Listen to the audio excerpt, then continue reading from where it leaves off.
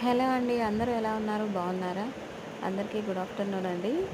ఈరోజైతే మజ్జిగ పులుసు చేస్తున్నాను. ఈ ఎండాకాలం మజ్జిగ పులుసు చల్ల చల్లగా ఉంటుంది ఒంటికి.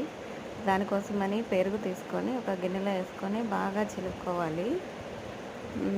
అంటే గట్టిగా ఉంటుంది కదా! కొంచెం మన లిక్విడ్‌లాగా ఫామ్ అయ్యేదాకా బాగా చిలికేసుకొని, తర్వాత మిక్సీలో శనగపప్పు వేసుకొని, పచ్చి కొబ్బరేసుకొని, పచ్చిమిరపకాయలేసుకొని, కొంచెం ఉప్పేసుకొని మిక్సీ పట్టించుకోవాలి. ఈ మిక్సీ పట్టించుకున్న మిశ్రమాన్ని మనం ఇందాక చిలికి పెట్టుకున్నాం కదా! ఆ పెరుగులో వేసుకోవాలి. వేసుకొని కలబెట్టుకొని పెట్టుకోవాలి పక్కన.